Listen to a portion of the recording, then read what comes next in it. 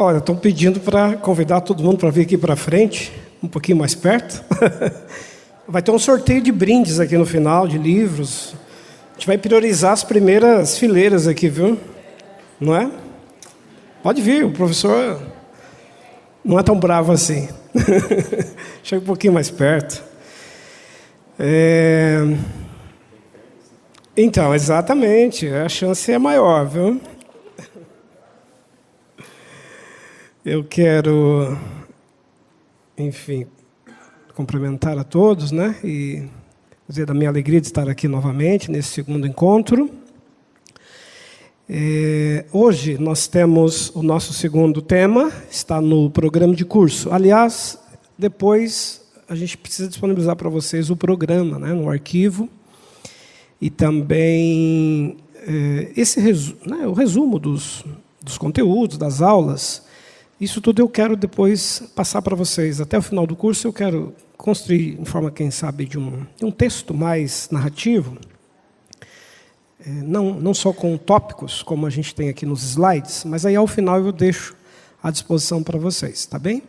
O programa de curso, claro, seria interessante a gente já passar, para que vocês, querendo ampliar, às vezes, uma leitura, ter acesso a algum material, ter indicação também de vídeos, vocês podem depois, enfim, acessar esse material, tá bem? Então, eu tenho esses arquivos e depois passo.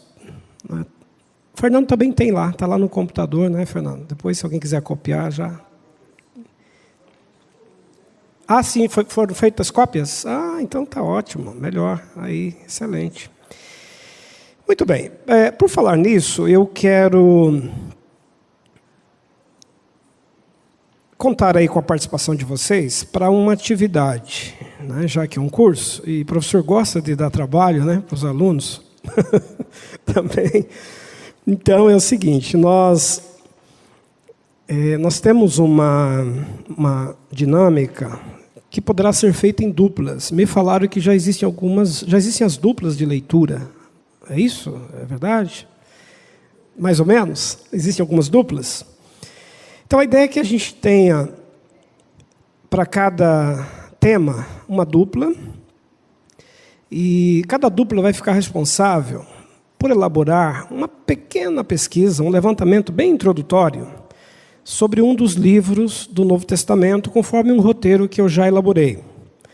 Então, cada dupla vai receber um livro do Novo Testamento, e aí, durante o curso, antes de nós encerrarmos, mais especificamente daqui a umas 2 aulas, nós já começamos a contar com a participação de vocês. De que maneira? À medida que eu estiver falando daquele livro, quando nós chegarmos, por exemplo, lá na Carta aos Coríntios, a dupla que pesquisou, fez esse levantamento prévio, vai poder participar mais, interagir, nos ajudar, levantar alguns dados daquilo que vocês pesquisaram em relação à carta.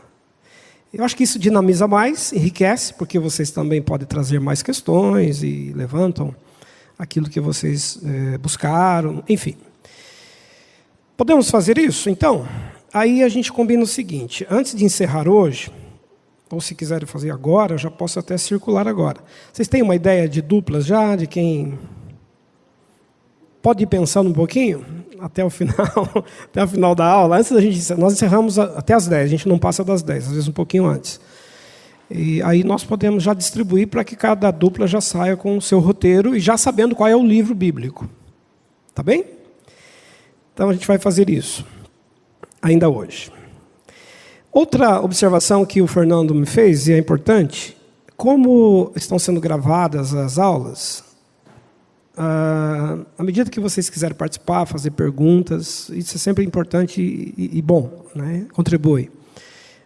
Lembrar de passar o microfone a quem vai perguntar, porque está sendo gravado lá. É isso, né, Fernando? Então, depois fica o microfone à disposição aqui, e daí o Jorandir, ou alguém pode colaborar conosco aí e levar para que você possa perguntar, tá? Então, é assim que a gente vai caminhar. Eu vou retomar aqui o tema com vocês. Hoje o nosso segundo tópico, né, vai tratar um pouco chamado período da monarquia e os exílios a que os judeus foram submetidos, E um destaque ao final, as invasões que os judeus sofreram no seu território, na sua terra. A invasão grega, síria, posteriormente romana, e as implicações e as consequências disso para a história de Israel, para a história da Palestina, a história do povo hebreu. Tá certo? Então, bastante história, né? O pessoal diz que quem não tem dinheiro conta história, né? Então, eu vou contar muita história aqui para vocês. Espero que gostem de história. E a gente está tentando trazer questões desse passado um pouco mais distante, mais longínquo, mas à medida que nós chegarmos ao Novo Testamento, com certeza os conteúdos se tornam mais familiares. O Novo Testamento vai merecer um tempo um pouco maior. Então, tem muita coisa que a gente está tratando aqui, talvez é distante demais, mas acredito que fica um pouco mais claro lá no Novo Testamento, tá? Outra observação. Ao final, eu vou também passar, pelo menos parte de um vídeo, de um documentário. Eu gosto sempre de encerrar a aula ou colocar em algum momento um trecho em vídeo para que a gente reelabore, né, relacione o que está sendo discutido, visto com o material em vídeo, que traz imagens, traz outros dados, e isso acho que enriquece. E ao final, então, de acordo com o tempo que a gente tiver, eu uso os minutos lá para rodar uma parte de um documentário sobre os hebreus, a história dos judeus, a história dos hebreus, que tem a ver com o que a gente vai discutir hoje. Tá ok? Muito bem. Podemos passar, Fernando, no próximo slide, por favor? Nós vamos... a gente vai retomar um pouquinho de onde paramos na semana passada. Nós caminhamos semana passada até a saída dos hebreus do Egito e a chegada à terra de Canaã, terra da Palestina, e falamos um pouquinho de que isso se deu por volta do ano 1200 a.C., início ali do século 13 a.C., e então os judeus, chegando nessa nova terra, nessa terra prometida, vão reelaborar uma forma de governo, vão se organizar em tribos, a gente vai ter um sistema tribalista. Então, o chamado período dos juízes, um período que vai durar 200 anos, nesse período aí tribal, terá basicamente o governo de juízes. Então, um poder mais ou menos distribuído, em que uma tribo tem direitos, tem voz, pode participar das assembleias, tomar decisões de forma mais coletiva. E o sistema tribalista implantado em Canaã, ele tinha uma finalidade muito interessante, que era impedir que uma tribo ficasse muito rica e a outra ficasse sem nada.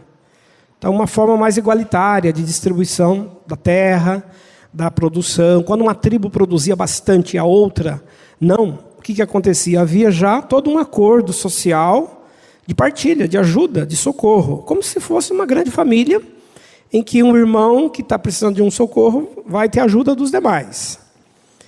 Então, o sistema tribalista ele funcionou bem por uns 200 anos. Quando, então, os judeus, olhando os outros povos, que tinham reis e tinham toda aquela estrutura, né, palácios, exércitos, começaram, então, os hebreus a perguntar, por que nós também não temos um rei, né? Por que nós não podemos ter uma monarquia? E aí a história, vocês conhecem, começam a pedir.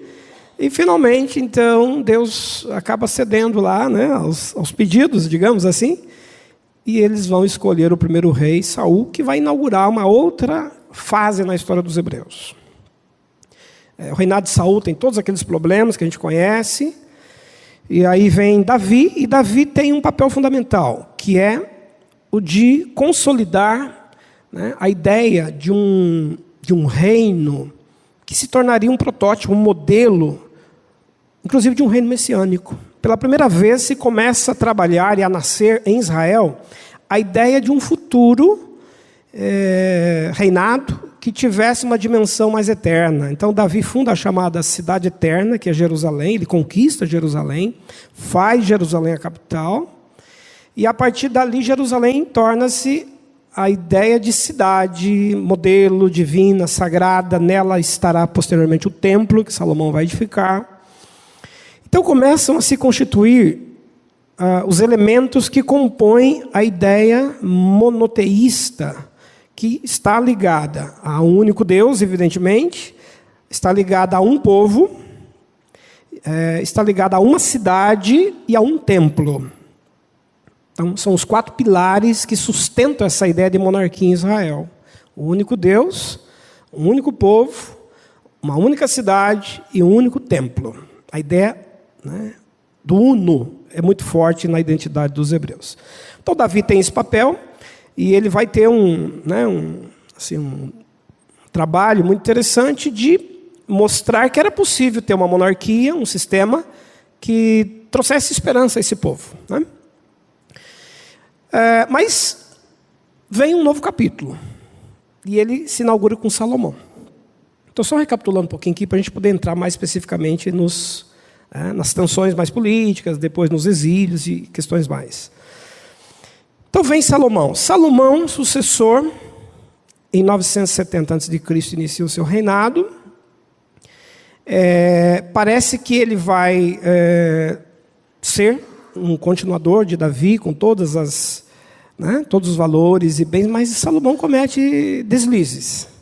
Tem problemas, faz alianças políticas com nações estrangeiras, né? Ele vai construir coisas muito suntuosas, vai, investir pesadamente nas questões militares, vai proteger a cidade, construir fortaleza e tudo, e vai, por conta disso, trazer um pesado tributo ao povo. Começa inicialmente tributando nações conquistadas ou nações em sistema de parceria, mas depois ele começa a tributar os próprios hebreus, e isso vai gerar problemas mais tarde. Quais problemas? Depois da morte dele. Quando ele morre e o novo rei, o filho dele, Roboão, vai assume Judá, imagina que vai governar sobre todos. Mas as outras tribos disseram, não, se você for continuar com esse projeto do seu pai de tributos pesadíssimos, impostos, carga tributária, isso a gente não aguenta mais. Então as 10 tribos do norte vão se rebelar e vão eleger um outro rei, Jeroboão, e formar um reino dividido. 2 monarquias agora. Então aquilo que Salomão semeou, ele vai acabar colhendo, os filhos dele vão colher um pouco mais tarde, né? A sucessão dele. Mas Salomão tem um papel importante na história dos hebreus, que é a edificação do templo. E é um novo capítulo, importante demais para esse povo. Por quê? Porque toda aquela ideia de uma arca que anda pelo deserto, tabernáculo, móvel, né, itinerante, finalmente vai encontrar uma morada, um local definitivo, a morada de Deus. Essa é a ideia do templo em Israel. Aquele local será consagrado, e não só isso. Salomão vai instituir dentro do templo, nas estruturas administrativas do templo, escribas, né, escritores, que teriam um papel importante, que é de transformar toda uma tradição oral, transmitida por séculos oralmente, em escritos. Então a questão que surge é, quando é que começa a ser escritos os primeiros livros propriamente da Bíblia, como a gente conhece hoje, do Antigo Testamento? Eles começam a ser redigidos, como a gente conhece, a partir de Salomão, na época em que ele reúne uma equipe de cronistas, de escribas que, repito, já existiam todos os ensinamentos, todo um passado, toda uma memória transmitida de forma oral, né? De Moisés. A gente, né, concebe, entende aí o Pentateuco como um trabalho de Moisés, uma revelação, uma transmissão feita a partir dele. Mas quem vai sistematizar esses materiais, reunir esses materiais, são os cronistas que vão trabalhar na corte de Salomão. Então essa é uma primeira fase importante de produção dos livros dos hebreus. Professor, né? Até o Pentateuco? Até o Pentateuco digamos, na sua totalidade escritura. O Pentateuco tinha partes já elaboradas, digamos, partes porque as próprias tábuas da lei já foram dadas de forma escrita, né? Moisés deve ter redigido, com auxílio de outros, produzido partes, mas quem vai pegar esses materiais e vai sistematizá-los, organizá-los, ouvir as transmissões orais que eram ensinadas, memorizadas de pai para filho, etc., etc., são esses cronistas que terão um trabalho muito importante de, pela primeira vez, dar a ideia de uma literatura propriamente, né? Claro que Salomão já havia também escrito coisas. Aliás, Salomão vinha escrevendo e vai escrever também os textos de Salomão, né, os Salmos, Provérbios, os textos de sabedoria, a gente vai falar deles depois. Também começam a ser produzidos aí nesse momento. Então, o governo de Salomão é importante na história dos hebreus porque ele, pela primeira vez, valoriza essa ideia de escrever, de compilar, de guardar na biblioteca esses textos, né? No sentido que a gente imagina hoje, de não apenas manter a tradição oralizada, né? Nesse sentido. Bom, depois a gente vai falar um pouquinho mais adiante, mas há uma segunda fase de produção dessas literaturas, que vai ser na fase do exílio.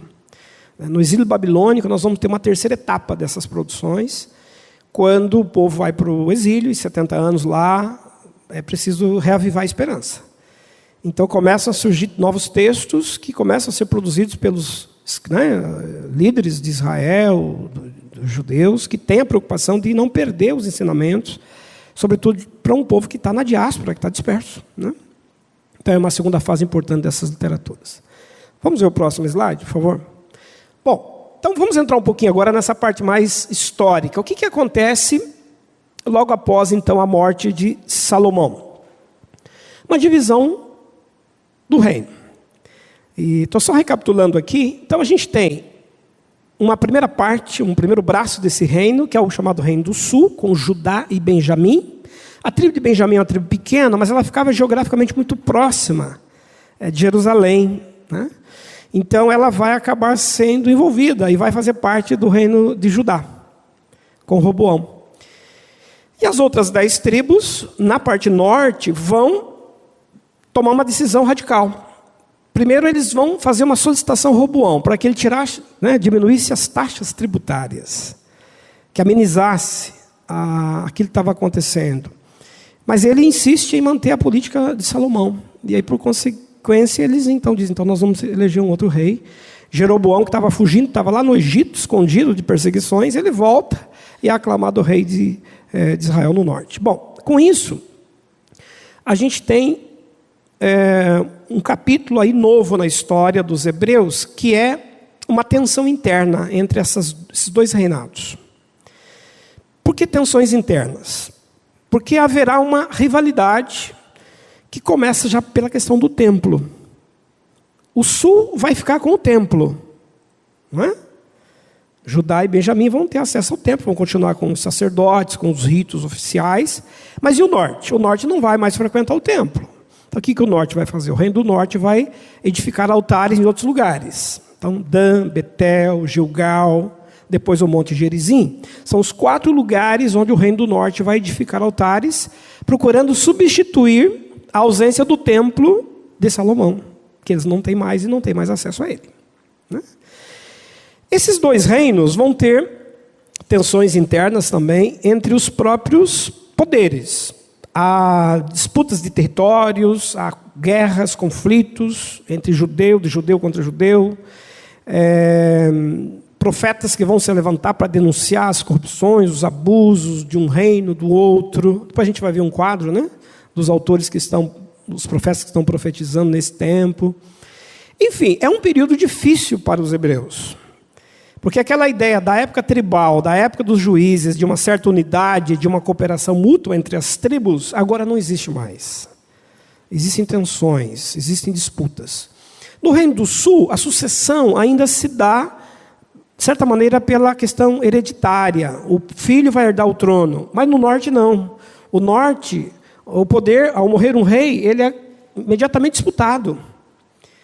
Existem golpes, existem conluios, modos, de se tomar o poder, de chegar ao poder.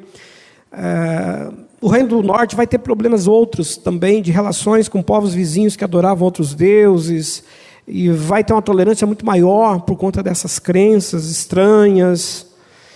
Então, as tensões vão marcar muito essa fase de 200 anos de duração do Reino do Norte. Então, em termos de data, o Reino do Norte é o primeiro que vai cair, ele vai surgir pelo ano 970, mas ele vai se encerrar em 722. Então a gente tem aí praticamente 200 anos 722 a gente daqui a pouquinho vai falar, né? A invasão dos assírios, que vão vencer o reino do norte. E o reino do sul é o reino que vai durar mais, que vai durar até o ano 597, quando vai ocorrer a invasão babilônica. E a partir da invasão do reino do sul, Judá, o grande exílio, que vai durar 70 anos, chamado exílio da Babilônia. Então, só recapitulando um pouquinho e colocando esses dados iniciais aqui. Samaria é uma palavra importante, a gente vai destacar um pouquinho mais adiante. Samaria é uma região estratégica, vai ter implicações históricas futuras, até nos dias de Jesus, né? A gente vai falar disso daqui a pouco. Tudo bem até aqui? Podemos seguir? Então vamos ver mais um slide, a gente avança, depois a gente volta para algumas outras questões. Bom, como é que se deu então a queda do Reino do Norte? E quais as consequências dessa queda? Então nós temos aí o surgimento de um novo império da Assíria, com A, que estava, localizada na capital Nínive, que é conhecida também por nós, né? A Síria, por conta desse poder imperialista, sai para conquistar e vai invadir o Reino do Norte. E aí não há como resistir. Eu até reproduzi uma citação aqui, de um autor que está na bibliografia do nosso curso, História do Povo Hebreu, está aqui depois se alguém quiser conhecer o livro. E essa citação eu acho bem emblemática, é interessante a gente ler, porque dá uma ideia de como ocorreu essa invasão e dos impactos. Eu vou ler então e vocês podem acompanhar. O rei da Síria, Salmanasar, depois de um cerco de 2 anos, tomou Samaria em 722. Oséias, o rei, foi levado à prisão e mais de 27 mil israelitas deportados. O que restou do reino de Israel foi transformado em província síria, chamada de Samaria, onde foi fixado um certo número de deportados vindos de outras regiões do Império Assírio, conforme o livro de Reis citado ali. Bom, algumas coisas que chamam a atenção aqui. Há uma invasão, o rei é levado e com ele um grande contingente. São aí quase 30 mil pessoas, segundo os relatos históricos, deportados. Esse é um ponto. O outro, que é muito importante. Povos estrangeiros foram o quê? Introduzidos na região. Essa vinda de povos estrangeiros de outros lugares, introduzidos pelos assírios na terra da Palestina, no Reino do Norte, vai trazer uma consequência étnica e religiosa representada pela palavra ali samaritano. Quando é que nascem os samaritanos? Quando é que surgem os samaritanos? Eles surgem enquanto povo a partir dessa mistura, dessa miscigenação racial de judeus do norte com povos estrangeiros que foram disseminados ali, espalhados ali. Inclusive vão se casar com esses povos e vai surgir a chamada mitigação, que é a mistura racial de judeu com estrangeiro. Isso vai criar um problema com o reino de Judá, o reino do sul. Porque o reino do sul não vai aceitar mais o convívio familiar, étnico, na mesma condição de igualdade com o reino do norte, ou com os antigos moradores do reino do norte. E vão dizer que agora esses judeus não são mais judeus puro sangue, não são mais legítimos herdeiros de Abraão. Por quê? Porque agora eles não têm mais a linhagem sanguínea pura. Isso vai gerar mais tensão, ao ponto de o próprio lugar de culto ser definitivamente colocado então no Monte Gerizim para os moradores do Reino do Norte. Samaritanos não podem mais frequentar o templo. Os que moram na região de Samaria não podem mais vir ao templo de Jerusalém. Eles vão ter que fazer o seu culto lá no Monte Gerizim. Vamos fazer um parênteses aqui? Quando Jesus conversou com aquela mulher samaritana, ela fez lembrança exatamente disso, não fez? Vocês judeus, adoram lá em Jerusalém, no templo. Nós, samaritanos, adoramos aqui nesse monte aqui, o Monte Gerizim. Porque os judeus não se dão com os samaritanos. Nos dias de Jesus existiram conflitos ao ponto de pegarem até em armas entre samaritanos e judeus. O bom fariseu, a gente vai estudar isso na próxima aula, mas o bom fariseu, ele andava 7 quilômetros a mais para não passar perto da terra de Samaria, para não ser contaminado, porque era uma terra considerada profana, né? Para a gente perceber a tensão étnica entre esses dois grupos. Então os samaritanos vão formar esse grupo, é um grupo que resiste, que sobrevive, existe até hoje. Os samaritanos ainda formam um povo étnico pequeno, mas existe até hoje na Palestina, na região lá, né? A gente até vai ver imagens deles adiante. Pode abrir, os próximos slides já vão mostrar um pouquinho mais deles. Aqui está o Monte Gerizim, é uma imagem contemporânea, recente. Lá ao fundo está a cidade de Samaria. Essa montanha alta aqui é o local onde os samaritanos ainda fazem até hoje o seu culto, o seu rito. Jesus conversou com a mulher samaritana nesses arredores por aí.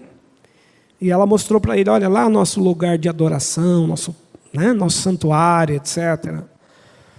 Então, o cenário que a gente tem é um cenário ainda preservado pelo tempo, pela história, e que mantém essa separação que houve. Próximo slide, por favor. Aqui é uma imagem recente também, no topo do monte Gerizim. Aqui são samaritanos hoje, ainda fazendo o seu culto, o seu rito lá. Eles também esperam o Messias, eles também imaginam. A mulher samaritana, inclusive, falou, né? Quando vier o Messias, ele vai nos falar qual é o modo certo de adorar, etc. Não foi? Eles ainda têm isso, guardam essa esperança também. Próxima imagem. Aqui é uma imagem da lei que os samaritanos usam. Eles também se utilizam dos livros da Torá. Se consideram também herdeiros, da mesma fé, da mesma esperança, desde Abraão, etc. Mas têm a sua forma peculiar de cultuar. Eles mantêm o local de culto muito ligado à própria natureza. Tá bem? Pode passar, por favor. Bom, encerrado o domínio, então, do norte, mais tarde vai acontecer a queda do sul, do Reino do Sul. E como é que vai se dar a queda do Reino do Sul? Com a invasão de Nabucodonosor. Eu fiz aqui uma citação também, novamente, desse mesmo livro que eu já mencionei, que eu acho que vale a gente ler com atenção, porque traz alguns detalhes para nós termos uma ideia do que significou essa invasão da Babilônia. Não é mais a Assíria, é um novo império agora, o Império Babilônico, que dominou a Síria, apesar de serem da mesma região mesopotâmica. Nós vimos isso na aula passada, não foi? Mas são povos rivais que disputam territórios e saem conquistando territórios. E agora chegou a vez da Babilônia. A Babilônia constituiu-se uma grande cidade no mundo antigo. É considerada a maior cidade do mundo antigo. Chegou a ter no seu apogeu com Nabucodonosor em torno de 1 milhão de habitantes. 1 milhão de habitantes no mundo antigo, só Roma teve, no ápice também da sua população, na época de Paulo. É muita gente. Então, é a cidade que se torna Estado, é chamada cidade-Estado, que sai conquistando territórios. Então, Nabucodonosor veio com o seu exército, invadiram o reino do sul, dominaram o rei, E aí eu acho que vale a gente ler como está ali projetado. Em 16 de março de 597, o rei Joaquim se rendeu ao cerco de Nabucodonosor. Joaquim foi deportado para a Babilônia com os principais membros da corte, os maiorais e os artesãos, quase 10 mil pessoas.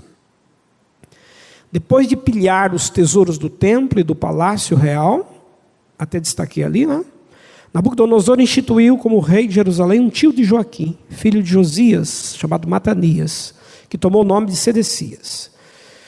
Diante de uma tentativa de rebelião judaíta, com apoio do exército egípcio, já em 587, ou seja, 10 anos depois desse novo rei estar governando sob o domínio e a tutela dos babilônicos, esse rei judaico tentou fazer uma revolta, mas foi imediatamente vencido. E aí tem uma descrição assim que impressiona. Sedecias foi preso e presenciou a execução de seus filhos. Em seguida, teve os seus olhos vazados. Seus olhos foram furados, vazados, enfim. E logo após, ele foi levado como prisioneiro para a Babilônia e lá acabou sendo morto de forma violenta também. Então, vejam como que a história desses povos, as invasões, são muito violentas também, né? As tragédias, a maneira como esses povos são dominados, geram desolação. A gente vai encontrar isso nos livros de Lamentações, de Jeremias, por exemplo, que olha a cidade, que vê aquela cena extremamente, né? Wander, Triste. Sim. em 87 não foi deportado outra leva de judeus? Foi muito mais... Exatamente. A segunda leva de judeus foi em 87. A gente tem a primeira leva com os 10 mil, que vão com o rei, o primeiro nível administrativo, a base que comandava, que governava. Em 587 vai a segunda grande leva, aí sim, um número bem maior de judeus, e é quando definitivamente o templo é destruído. Então, em 97, o Nabucodonosor ele saqueou o templo, pilhou o templo. Mas em 87, a destruição é total. Então, a ruína da cidade, os muros são destruídos, a cidade vai ser desolada, né? Lamentações de Jeremias conta que a cidade se tornou um cemitério. Jerusalém não sobrou praticamente, ela virou ruínas, cinzas. Mas continuaram vivendo judeus lá na Palestina, não em Jerusalém, mas na Palestina. Agora sob a tutela, né, de Nabucodonosor. Quais consequências vão se dar aí? Vamos ver o próximo slide? Aqui está, né, um pouco mais de detalhes. Acho que vale também a gente reproduzir essa parte. Então, aqui o que a gente acabou de falar. Nabucodonosor mandou queimar os principais edifícios de Jerusalém, o templo, o palácio real, as muralhas foram destruídas. Os habitantes de Jerusalém também foram deportados. E aí o povo hebreu ficou dividido, os que permaneceram no país e os que foram exilados em terra estrangeira. Não tinham mais Estado. O livro de Lamentações exprime esse sofrimento do povo judaíta, né? Que a gente acabou de dizer. Esse cativeiro babilônico que vai durar 70 anos, ele será de fato uma tragédia sem precedentes. Os profetas haviam alertado, né? Os profetas já haviam avisado de que isso iria acontecer se Israel não... Os judeus, né, não se voltassem para Deus, não se arrependessem. Nabucodonosor é visto, inclusive, até no relato de alguns profetas, como um juízo de Deus. Nabucodonosor é um juízo de Deus permitido por ele para que o povo possa se rever na sua caminhada, se reencontrar com Deus, refazer a sua história, a sua fé, etc., né? Nesse sentido. Pode passar o próximo? Bom, quais são os impactos sobre os judeus? Agora entra uma parte que é importante a gente entender. O que vai acontecer com a história dos hebreus a partir desse grande exílio? Uma primeira coisa importante, o surgimento da sinagoga. Vocês têm ideia do que significa a palavra sinagoga? Sinagoga, já leram algo sobre isso?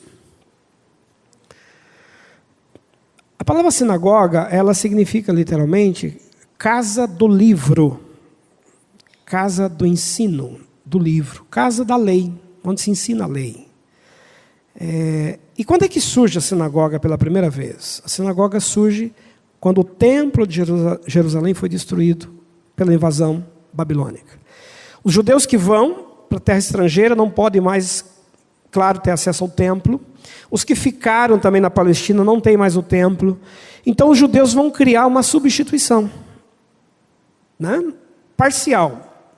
Por quê? Porque a sinagoga, apesar de ela ter uma função importante para a leitura da lei, para o ensinamento da lei, para o ensinamento moral, né, para a formação das crianças, etc., a sinagoga ela não tem algo que é fundamental no templo, que é o quê? Também, sim, os elementos sagrados, como a arca da aliança e tudo, mas tem um outro ponto aí, que é o quê? Na sinagoga você não pode fazer o quê? Sacrifício de animais. Então, sacrifícios de animais não são mais feitos por judeus quando o templo está destruído. Você só faz sacrifício no templo, até hoje. Hoje existem 14 milhões de judeus espalhados pelo mundo. quase a metade na Palestina, quase a outra metade nos Estados Unidos e os demais espalhados no restante aí do mundo. O judeu, ele frequenta a sinagoga, ele participa dos ritos ali e tudo mais, mas tem uma coisa que o judeu sonha um dia ainda, de acordo com a sua crença, que é restabelecer o sacrifício. Aonde? No templo. Para isso tem que voltar lá na Terra Santa, né? A gente viu um pouquinho disso na aula passada, vamos estudar isso melhor nas próximas aulas. Recuperar o local onde está o templo, estão as ruínas do templo, né, que hoje é abrigado que hoje abriga, né, uma mesquita islâmica, e ali reedificar o templo para a retomada do sacrifício. Esse é um problema, aí é uma caixa de marimbondos, né? Isso aí é o último capítulo do Apocalipse, talvez vai ser escrito aí. Não tem jeito, ali é uma questão nevrálgica, a gente vai falar disso mais adiante, vamos entender. Na próxima aula, daqui a 2 aulas, a gente vai analisar a destruição do templo de Jerusalém no ano 70. O que aconteceu, por quê, como é que se deu a invasão romana, né? Aí vai ficar um pouco mais claro para a gente entender. Mas para o judeu isso ainda é sagrado. O templo é só aquele, não existe outro. Ainda que tenham tentado construir um aqui no Brasil recentemente, fizeram um aqui, não fizeram? Tem um aqui em São Paulo agora, mais perto. O Templo de Salomão. Mas o Templo de Salomão aqui de São Paulo, apesar de ser uma réplica, de certa forma, né? A réplica do Templo de Herodes. Na verdade, não é bem o Templo de Salomão, é o Templo de Herodes, né? Que é a segunda construção. Herodes reconstruiu o templo no ano 20 a.C., já sob a tutela romana. E esse que está lá da Igreja Universal, lá em São Paulo, ele está mais parecido com a réplica do Herodes, né? Mas não deixa de ser uma coisa suntuosa. Não sei se alguém já teve a oportunidade de passar por lá e visitar. Né? Ele é formado, são 7 andares, né? São 7 templos, um sobre o outro. É um negócio gigantesco. Né? Mas, enfim, ainda que os judeus reconheceram, em parte, como local também turístico, simbólico, né? Inclusive o Estado de Israel mandou emissário na inauguração, o Estado de Israel reconheceu, através de uma carta, a importância histórica e simbólica do templo, mas não tem como recuperar o sacrifício ali, né? Ali são sacrificadas outras coisas, né? Mas não necessariamente os animais, né? Enfim. Você tem a fogueira, mas de outras coisas. Enfim. A sinagoga, ela tem um papel, digamos, historicamente, fundamental para a preservação da identidade dos hebreus. Uma sinagoga, para ela funcionar, ela precisa ter pelo menos 3 famílias judias, e ela tem que ter pelo menos 3 cargos administrativos. Ela tem que ter um leitor da lei, né? Um ancião que lê a lei, que é responsável. Tem que ter um pedagogo, um professor, que educa, que ensina as crianças, os mais novos. Então, a sinagoga funciona também como uma escola. E tem que ter uma terceira função, que é a função econômica, de arrecadação das ofertas, das oferendas, etc., para administrar isso e mandar parte dessas ofertas. Na época, quando o templo de Jerusalém funcionava ainda, mandava uma parte disso para o templo. A outra parte é usada para poder assistir as pessoas necessitadas, viúvas, órfãos, né? Desvalidos, enfim. A sinagoga tem um papel social também importante na cultura hebraica. Então, com isso, não existindo mais o templo, os judeus espalharam sinagogas pelo mundo antigo. Em toda cidade pequena ou média do mundo antigo, onde existiam famílias judaicas vivendo, existiam sinagogas. Várias delas. E elas vão ser muito importantes para a preservação da identidade do povo. Um outro impacto, a gente já comentou, do exílio, que é a compilação de literaturas. Então vão surgir novos livros, novos textos dos profetas. No exílio, os rabinos e mestres que foram para lá, mesmo no exílio, tiveram o papel e a tarefa de reproduzir os livros, os textos, para poder reavivar a história dos hebreus, reavivar a sua fé, sua esperança messiânica. Em 539, nós temos a libertação, finalmente, do controle babilônico. Os judeus escapam do controle da Babilônia. É o fim do cativeiro. Só que você escapa dos babilônicos e cai nas mãos dos persas, né? Então, aqui também tem problemas, né? Enfim, negociam algumas coisas, conseguem algumas coisas, especialmente Esdras e Neemias, por trabalharem no palácio, né, prestarem serviço ao Estado, eles vão conseguir algumas concessões, para que pudesse ir, inclusive, ir a Jerusalém, refazer os muros, montar um projeto para reconstruir o templo. Tiveram uma autorização de ficar um bom período, inclusive, cuidando dessa parte lá em Jerusalém. Então, eles conseguem negociar algumas coisas com a permissão, né, de Ciro, depois Assuero, mais tarde Dario e outros, enfim. Tem a história interessante de Esther, né, que acontece também nesse contexto, que se casa com o rei. Wander, É uma das... pergunta, o Herodes reconstruiu esse templo aí, ou ele já tinha sido todo destruído? Digamos que Herodes já vai fazer a terceira construção, né? É importante se perguntar isso. Porque Esdras e Neemias voltam e fazem um projeto de restauração do templo. Eles, de certa forma, restauram, reconstroem, mas não ficou aquela construção tão suntuosa, tão imponente. Ficou aquela coisa, a gente precisa melhorar isso um dia. Quando Herodes surge, aí já estamos falando dos anos 40, quando Herodes chega ao poder, 40 a.C., já com o governo romano, né? Herodes é judeu, mas Roma permite que Herodes governe. Herodes queria fazer o nome dele, né? Ele era fascinado por coisas grandes, obras gigantescas, né? Palácios, ele construiu e tudo mais. E uma das coisas que ele quis fazer foi o templo. Vamos refazer o templo, vamos ampliar, vamos fazer um negócio muito mais bonito, suntuoso. E foi o que aconteceu. Então, no ano 20 a.C., Herodes, ele pegou o templo que as Neemias tinham feito, digamos, mas deu uma condição aí de 5 estrelas, né? Uma edificação muito mais suntuosa, muito mais aconchegante, bonita, imponente, que impressionava, né? Nesse sentido, muito mais. Então, Herodes, ele é o terceiro construtor. Então, Salomão, as Neemias e, finalmente, Herodes. Até a destruição do ano 70. Tá, eu estava falando de Esther. Esther é uma personagem emblemática, porque tem uma coisa curiosa, só para a gente mencionar aqui, que eu acho importante. Quando Esther estava ligada ao palácio, né, do rei, etc., ela acaba descobrindo aquele trama que estava sendo montado por um oficial que trabalhava na corte persa, se não estou enganado, acho que é Amã o nome dele. Isso. E ele queria montar uma emboscada contra os judeus, né? Para matar os judeus, um negócio, uma traição, uma coisa terrível. E Esther descobre isso, né? E ela acaba sendo um instrumento para livramento do povo hebreu. Então, Esther essa história, inclusive, vai entrar no calendário hebraico com o nome da festa do Purim. Purim significa sorteio. Então, os judeus, uma vez ao ano, fazem a festa do Purim, que é quando eles celebram o livramento, na época de Esther. Por que sorteio? Porque quem estava arquitetando a morte dos judeus estava esperando o dia, ele ia fazer um sorteio, né? Para ver qual o dia indicado para poder fazer, a matança.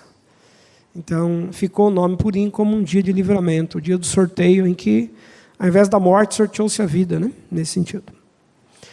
A gente tem aqui uma coisa importante, que eu acho que vale a gente colocar. Quando Esdras e Neemias voltam, e há um incentivo para que os judeus comecem a voltar para a sua terra, tem uma grande parte que não volta. Não é? Uma grande parte de judeus essa grande parte fica na diáspora. A palavra diáspora, vocês sabem, né? Significa dispersão. Estão dispersos pelo mundo antigo. Vamos ter uma ideia disso melhor. Quando Jesus veio à Terra, esteve aqui, etc., qual era a população de judeus na época dele? Vocês têm uma ideia de quantos? Os pesquisadores estimam em 4,5 milhões de judeus. 4 milhões a 5. Né? Talvez 5 milhões seja um número razoável. Desse total, 2/3 moravam fora da Palestina. Então, nos dias de Jesus, só 1/3 de 5 milhões viviam na Palestina. Então, tem muito mais judeu fora da Palestina, na diáspora. E esses judeus vão ser comerciantes, vão andar pelas cidades, vão viver no mundo antigo, em tudo quanto é cidade. E eles terão um papel importante, porque eles começam a disseminar, a espalhar a ideia da vinda de um Messias. Então, as sinagogas, elas vão funcionar na diáspora como um local de difusão de uma espera, de uma expectativa messiânica. Virá um Messias. Como é que aqueles sábios que foram da Pérsia visitar o menino recém-nascido lá em Belém sabiam que viria um Messias, né? É que tem muito judeu que morava na Pérsia. E lá eles ficaram sabendo por conta dessa disseminação que houve. Então, é por isso que o autor bíblico, Paulo, escrevendo aos Gálatas, vai dizer assim: na plenitude dos tempos, Jesus se manifestou. Parece que a história vai sendo guiada. Deus vai usando esses meios para poder disseminar aquilo que é seu projeto final, né? Que é revelar que Jesus ao mundo. Em 333, a gente está em vermelho ali, não sei se vocês vão conseguir ler aqui de baixo, mas em 333 ocorre uma nova dominação, e essa agora é dos gregos. Então o Império Persa vai cair nas mãos dos gregos, com Alexandre, né? Alexandre o Grande. Pode passar o próximo slide, por favor, Fernando? Então agora começa um capítulo final desse processo de domínio, né? É interessante como é que os judeus vão escapando de um governo, de um inimigo, se libertam, de repente caem em outro. E olha o que vai acontecer. Então nós temos a ascensão de Alexandre em 332, e ele toma o governo da Pérsia, e ele sai conquistando o mundo antigo, né? O Império de Alexandre é considerado um império tão grande que nele o sol não se punha, né? A famosa frase: no Império de Alexandre o sol não se põe. É tão grande que é dia aqui, quando fica a noite continua sendo dia lá no outro canto do império. Claro, força de expressão de certa maneira, mas praticamente ele dominou o mundo antigo. E Alexandre, quando dominava um território, um lugar, a primeira medida dele era impor sobre aquele povo a língua grega. É o que vai acontecer com os judeus.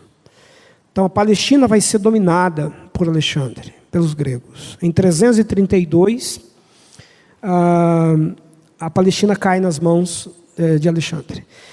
E qual foi a primeira medida que Alexandre fez? Exigir que os judeus, a partir dali, falassem a língua grega também. Obrigatoriamente você tem que falar o grego. É por isso que quando Jesus veio, se falavam 3 línguas na Palestina.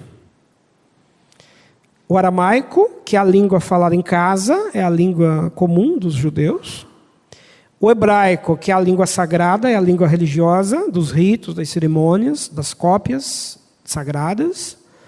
E o grego, que é a língua comercial, pública, popular, que se conversa com o mundo. Quem fala grego no mundo antigo, falava o inglês de hoje. Você se comunica com o mundo, né? Então, na época de Jesus, o grego estava disseminado na Palestina por conta dessa invasão que aconteceu aqui. E como que isso tem influência? Quando o Novo Testamento foi escrito, em que língua ele foi escrito? Na língua grega. 26 livros do Novo Testamento foram escritos na língua grega. Só um não. Vocês têm ideia de qual seja esse que não? Mateus. O Evangelho de Mateus é o único texto do Novo Testamento que foi escrito em aramaico originalmente, porque ele foi escrito para os judeus, para os hebreus. A gente vai estudar isso depois, né? Mateus foi pastor da igreja de Antioquia, de uma igreja judia lá, judaica. E ele escreve o seu evangelho para essa igreja. Então ele escreveu diretamente na língua aramaica. Depois o texto de Mateus foi também versado para o grego koiné, né? Que é a língua do Novo Testamento. Mas por que isso é interessante a história, né? A disseminação da língua grega preparou o caminho para que mais tarde o Novo Testamento fosse escrito nessa língua, né? E pudesse ser rapidamente lido em qualquer lugar, e qualquer pessoa poderia ter acesso, sem dificuldades. Se você sai pregando em aramaico, muito provavelmente poucas pessoas vão entender o que você vai dizer, né? Mas se você sai pregando em grego no mundo antigo, você está pregando em inglês hoje, né? O mundo, de certa maneira, vai te ouvir. Então, esse é um ponto interessante. Em 323, olha o que acontece. Morre Alexandre o Grande, prematuramente, com 33 anos de idade, e o governo dele é dividido pelos seus generais. 2 principais generais vão disputar a Palestina. O general egípcio, que vai controlar a Palestina, da dinastia ptolomaica, os chamados Ptolomeus, e a dinastia dos Seleucidas, que fica mais na região da Síria. Eles vão ficar disputando a Palestina, o controle. Mas são os egípcios que mais controlam. E aí acontece um capítulo muito interessante da história. Quando um dos reis Ptolomeus, do Egito, que governava a Palestina a partir do Egito, quis construir lá no Egito a grande biblioteca de Alexandria, o mais importante centro de conhecimento do mundo antigo, que ganhou inclusive de Atenas, em termos de quantidade de literatura, A biblioteca de Alexandria chegou a ter 200 mil exemplares no mundo antigo. A história diz que todo navio que chegava a Alexandria, no Egito, todo navio, só poderia atracar no porto se trouxesse um livro, uma história, um registro. Esse livro tinha que ser entregue ali, no desembarque, alguém levava lá para a biblioteca, os copistas da biblioteca faziam a cópia e depois devolviam. Só que não devolvia o original, devolvia a cópia. Ficava com os originais, devolvia a cópia. Isso fez da Biblioteca de Alexandria a maior reunião de textos do mundo antigo, mais de 200 mil exemplares. E um dos reis Ptolomeus, como existiam muitos judeus que moravam em Alexandria, disse o seguinte: mas falta aqui na nossa biblioteca uma cópia da literatura dos hebreus. E aí o que eles fazem? Decidem fazer uma cópia do Antigo Testamento para ficar na biblioteca de Alexandria. Aí acontece uma história muito até pitoresca, assim. Se debate se até onde é uma lenda ou não, mas enfim.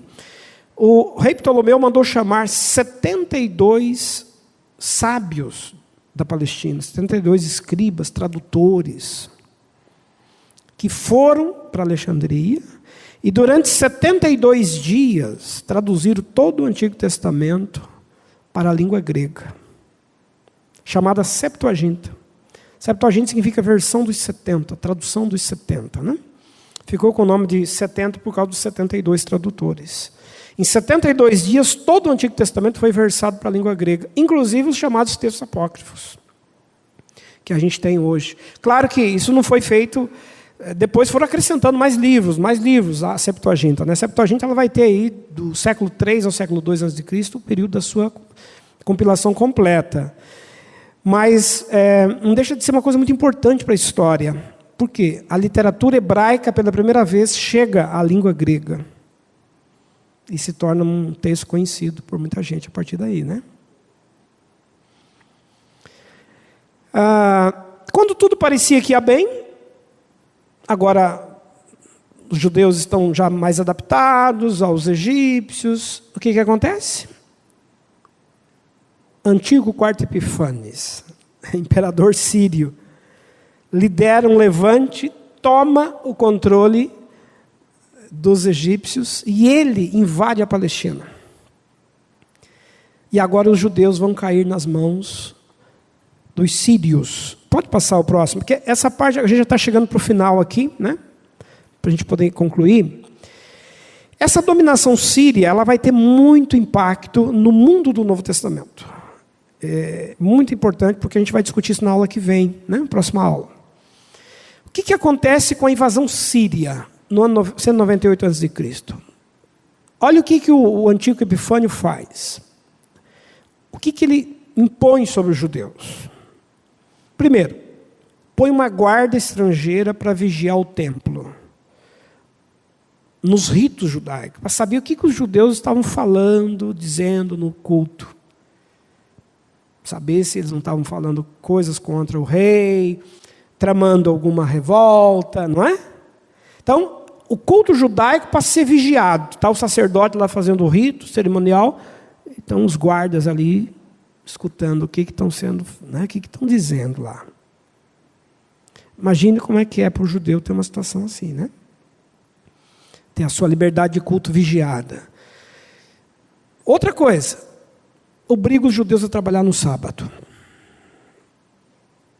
Tem coisa pior para um judeu que isso?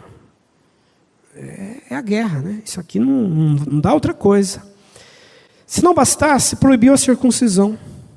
Quis mexer na identidade do povo hebreu. E para completar o processo, pegou uma imagem de Zeus, chamado maioral do panteão grego, né? E pôs essa imagem de Zeus no templo de Jerusalém. Quem ia ao templo para adorar Yahvé, encontrava a imagem de Zeus lá. Aí os judeus não aguentaram, né? É muita afronta, é muita violência contra a crença, contra a identidade desse povo. E aí eclode, estoura no ano de 168 a revolta, chamada Revolta dos Macabeus. Como é que se deu essa revolta? Então a gente tem Matatias, que é o líder que vai comandar essa revolta, com seus 3 filhos, Judas, Jonatas e Simão. E eles mobilizam os judeus, pegam em armas e vão para o fronte, vão para o combate. E finalmente conseguem vencer, depois de 2, 3 anos de combates, eles conseguem derrotar os sírios e recuperar a autonomia, né, de Israel. É a vitória dos Macabeus. Aqueles livros que aparecem na chamada Bíblia Católica, Macabeus 1 e 2, contam essa história, narram detalhes. Então são livros que têm a sua importância histórica nesse sentido, né? Mesmo não fazendo parte do cânon protestante, enfim. Do ponto de vista histórico, eles têm relatos que mostram detalhes disso que a gente está falando aqui. Eles vencem, e ao vencer, aí vem, o próximo slide, por favor. Aí vem as consequências finais dessa guerra e dessa vitória. Termina a guerra, vem a disputa agora pelos despojos, né? Quem que vai cuidar do quê? Quem que vai, né? Quem vai governar agora? Nós estamos agora livres, nós temos a nossa autonomia. Aí começa a disputa interna, um conflito entre judeus, judeu contra judeu. Que grupo que vai cuidar? Que tribo que vai ficar responsável por isso, por aquilo? E nesse conflito já surgem ramificações. Algumas delas já conhecidas por nós no Novo Testamento. Então, o caso dos Macabeus, a família macabeia vai ficar mais com os cargos políticos, administrativos, eles vão também exercer alguns cargos religiosos, militares. Mas há um grupo que diz, não, o zelo da lei, o cuidado da cópia da lei, da tradução, dos escritos, nós é que vamos cuidar disso, e vamos montar uma escola para cuidar disso. E aí surgem os fariseus, que vão ser os grandes responsáveis pela lei, né? Os saduceus são aqueles que vão ficar responsáveis pelo templo, nos cultos, nos cerimoniais. Não vou entrar em detalhes, que a gente vai estudar na próxima aula. A próxima aula vai ser exatamente sobre esses grupos religiosos na Palestina, nos dias de Jesus. E um outro grupo que discorda de tudo isso e diz, não, tudo isso está errado, o templo está profanado, esses grupos não são legítimos para cuidar das questões sagradas, então nós vamos partir para o deserto. E os essenos vão embora para o deserto e formam uma comunidade isolada na região do Mar Morto, chamada comunidade Qumran, onde nos dias de Jesus a comunidade chegou a ter em torno de 4.000 membros. Provavelmente João Batista viveu lá, cresceu lá, foi um profeta formado nessa comunidade, né?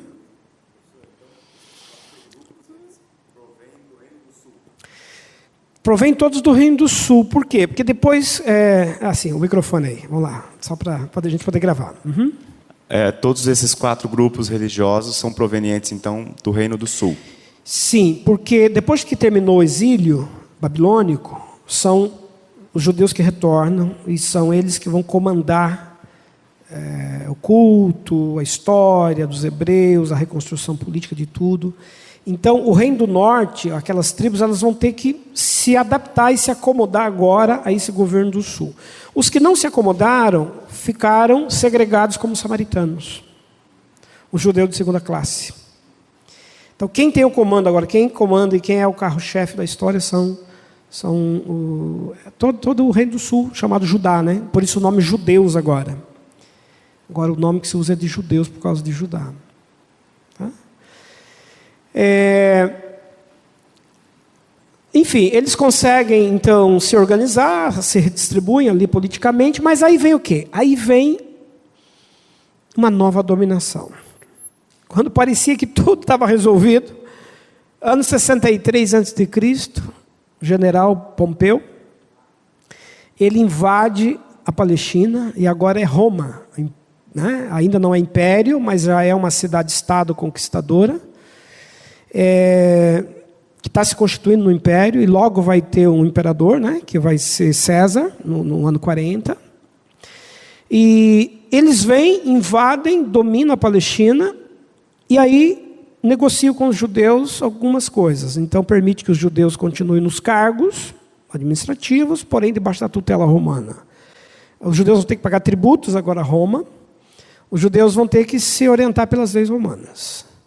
Então, quando Jesus nasce, quem que está no poder? Herodes. Herodes o Grande, aquele que inclusive ficou sabendo do nascimento do menino, quis matar, perseguir, não foi? É esse Herodes aqui, que é judeu, mas que governa sob a autoridade de Roma. Né? E surge um outro movimento, então, agora de resistência.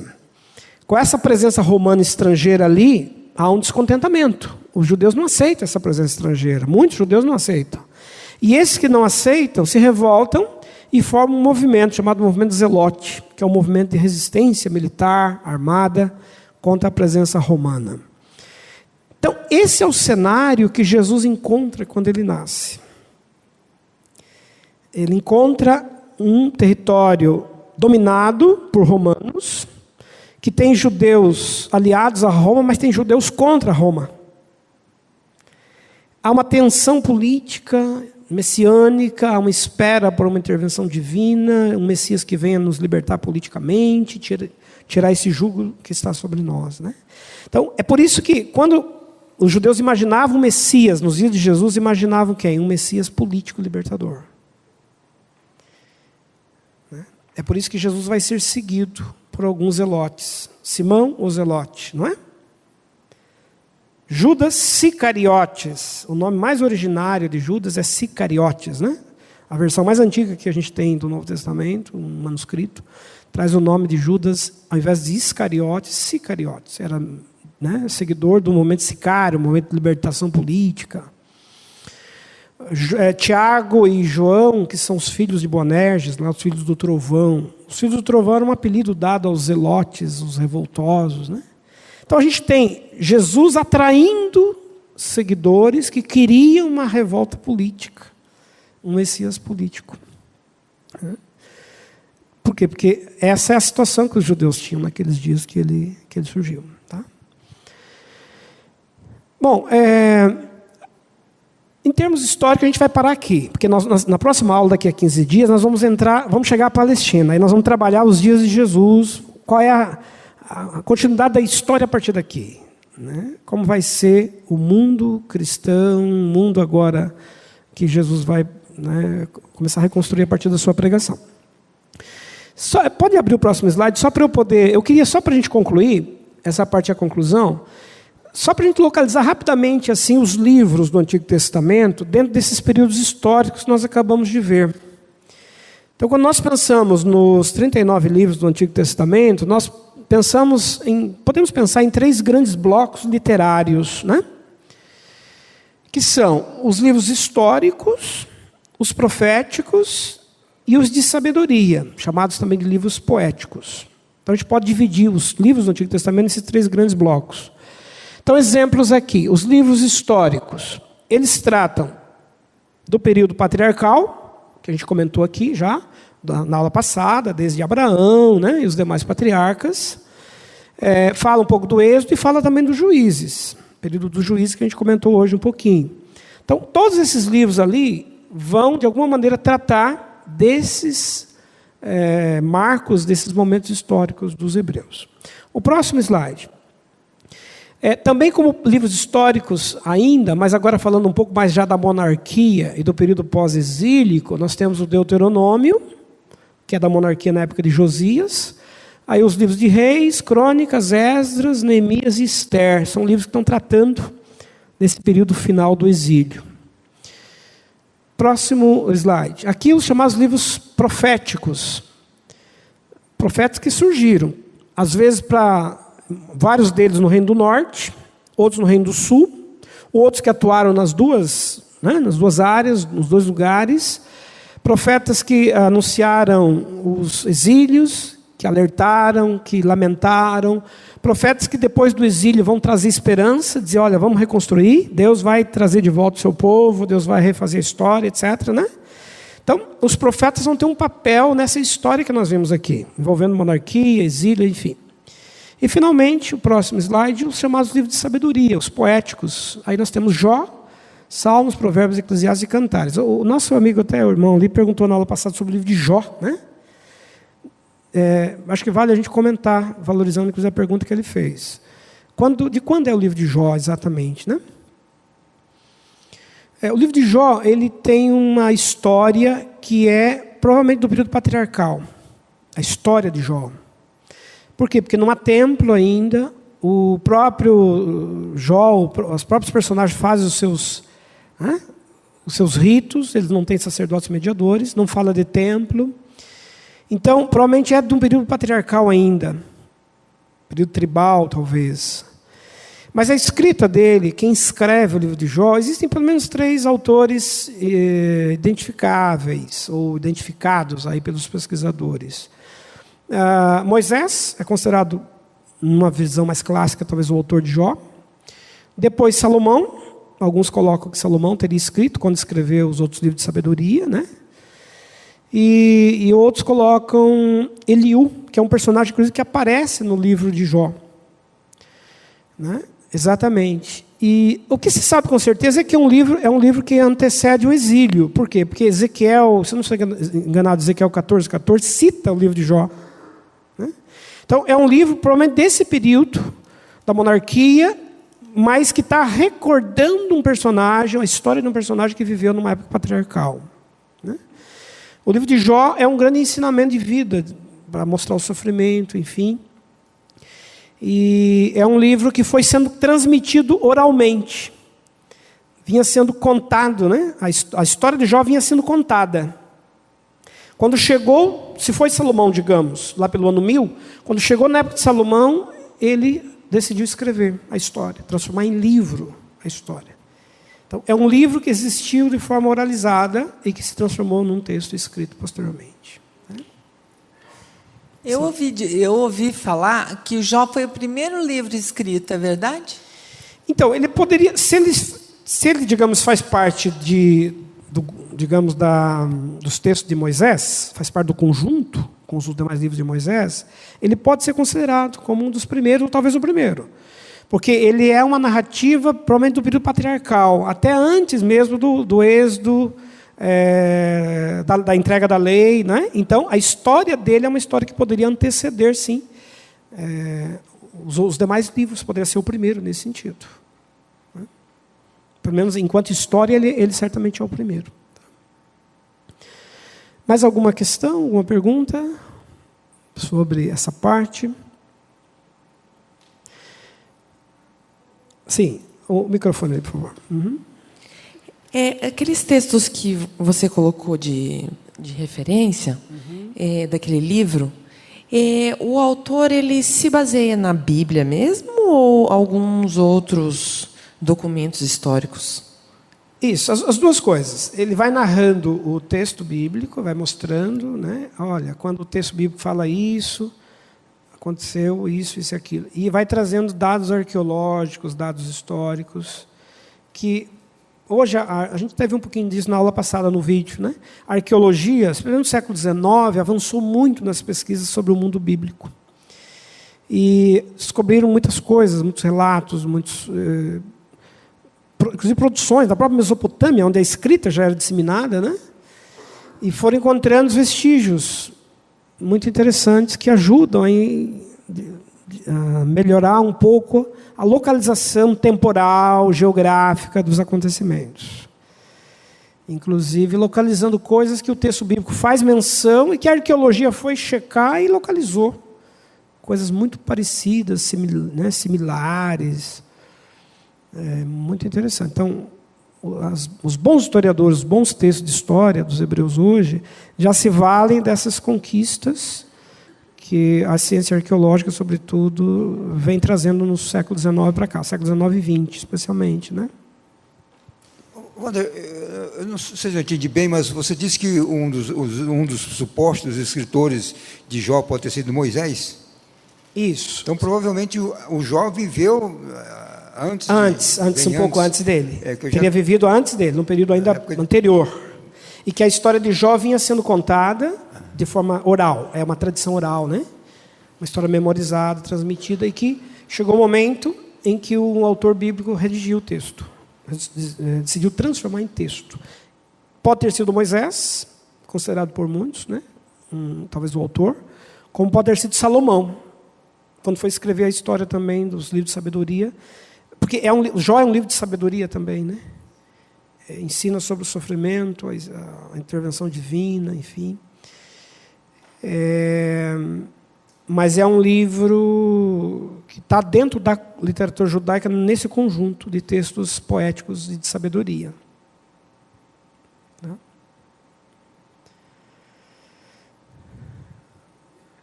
Tudo bem? Mais alguma questão? Eu vou combinar com vocês o seguinte: como a gente precisa formar os grupos, eu vou pedir que vocês se programem até o próximo encontro, para a gente daí já chegar aqui na abertura já da aula, já tem os grupos formados, já vão pensando nas duplas, tudo bem? Aí eu já entrego. E aí eu queria rodar 5 minutinhos, pelo menos, do vídeo, do documentário, para a gente fechar a aula, né? Agora são 10 para as 10. Pelo menos 5, um pouquinho, antes da gente fechar. Esse vídeo vai contar um pouquinho dos hebreus, fazendo um apanhado do que a gente comentou agora. Tá? Então, antes das 10, aí um pouquinho a gente finaliza. Tá? Judaísmo. Shalom, Tova uvracha, chen v'chesed v'rachmim, aleinu v'al kol Yisrael amecha. Dai paz, bondade, bênçãos, benevolência, clemência e compaixão a nós e a todo o seu povo, a casa de Israel.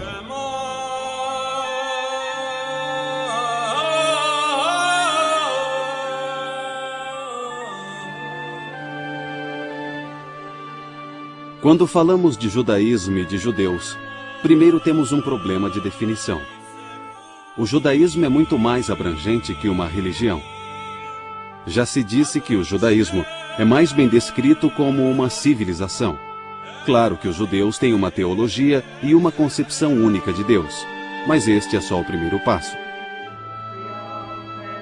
O judaísmo obriga seus seguidores a um modo de vida, incluindo um código de leis e práticas e um sistema ético. A vida judaica inclui um amplo conceito de santidade que envolve um povo santo, a terra santa de Israel, a cidade santa de Jerusalém e uma língua santa, o hebraico. O judaísmo não deve ser visto como doutrina paralela ao cristianismo ou ao budismo, por exemplo.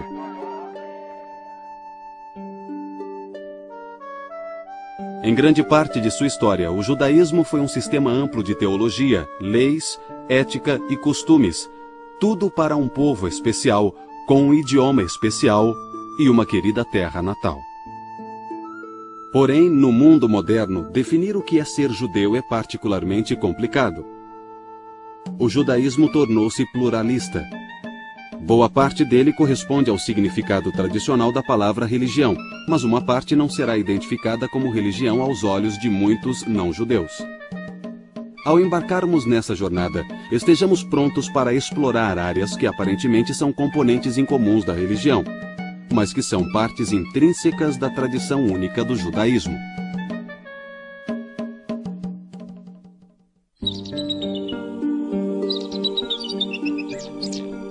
A história judaica começou quando o patriarca Abraão, vivendo num lugar hoje chamado de Iraque, recebeu um chamado divino que está descrito na Bíblia.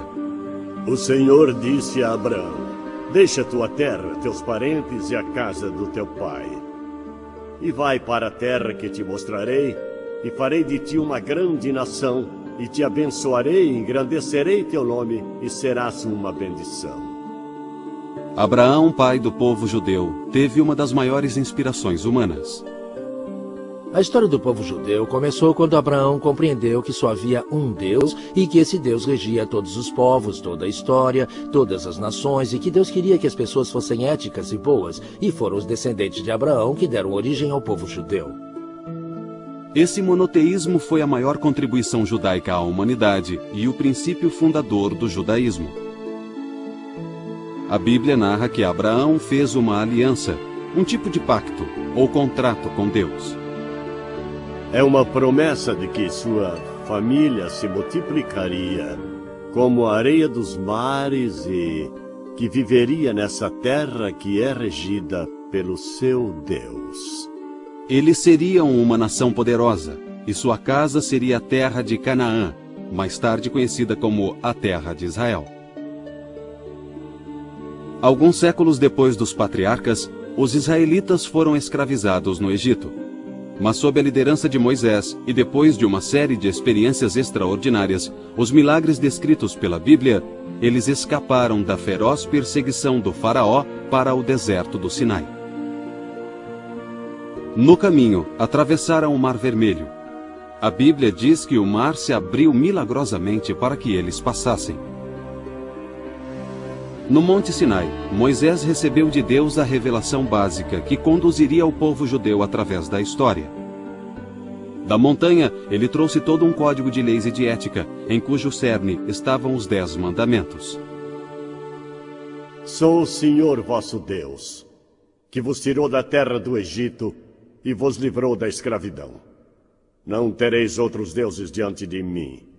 Não tomareis o nome. Provavelmente ele recebeu mais do que 10 mandamentos, mas parte da lei pode ter se desenvolvido mais tarde. Moisés pode ter estabelecido os parâmetros básicos para a lei e os detalhes foram inseridos durante a história da comunidade. Mas o que realmente distinguia Israel dos povos vizinhos, dos edomitas, moabitas e outros povos, era o seu sistema legal e o seu sistema moral, e o sistema religioso, a crença em um único Deus. Isso os distinguia dos outros povos da região. Não cobiçarás. O código mosaico é conhecido como Torá. Torá significa instrução. Pode ser sinônimo de lei. Pode ser. Às vezes, num sentido bem específico, Torá se refere aos primeiros 5 livros da Bíblia hebraica. Depois de 40 anos vagando no deserto do Sinai, as 12 tribos dos filhos de Israel chegaram à terra prometida e a conquistaram. Levou tempo para se estabelecerem, mas tornaram-se um reino unido regido primeiro por Saul. O sucessor de Saul, Davi, fez de Jerusalém sua capital. Ele criou um Israel forte e unido que os judeus nunca esqueceram e que ansiaram por recriar. O sucessor de Davi, Salomão, construiu o Templo de Jerusalém em cerca de 960 a.C. Esse templo foi o foco do culto israelita, que, em termos acadêmicos, significa um sistema religioso de adoração ou ritual. O culto israelita tinha como centro um sistema sacrificial. Foi centralizado por Moisés num santuário portátil que seria carregado pelo deserto do Sinai. Esse santuário receberia um foco permanente no templo construído pelo rei Salomão em Jerusalém. A terra prometida de Israel era vista como Terra Santa. Com o rei Davi, Jerusalém virou capital e tornou-se a cidade santa. O rei Salomão construiu o templo. Uma santidade especial passou a ser atribuída a este local, vista como a morada de Deus na terra. Quando o templo foi dedicado, Salomão orou: Escuta a súplica de teu servo e de teu povo de Israel, quando orarem neste lugar. Escuta do céu onde resides. Escuta e perdoa. O povo do reino unificado era conhecido como Filhos de Israel, ou Israelitas.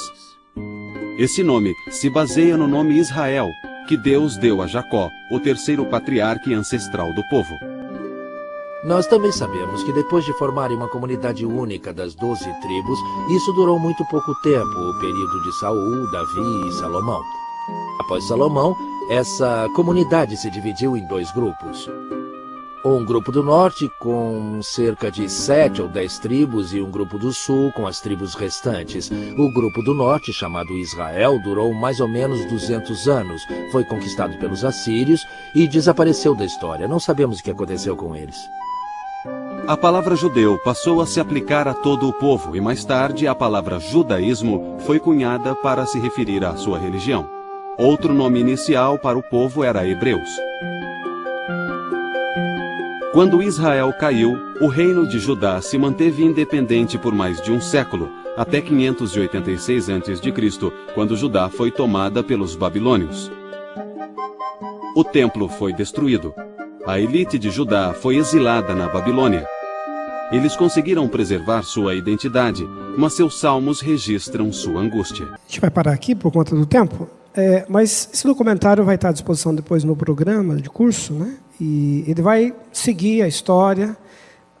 Nas próximas aulas, à medida que a gente for trazendo outros dados, a gente vai inserindo mais alguns trechos, o documentário vai mostrar, inclusive, um pouco mais detalhes do período mais recente, né?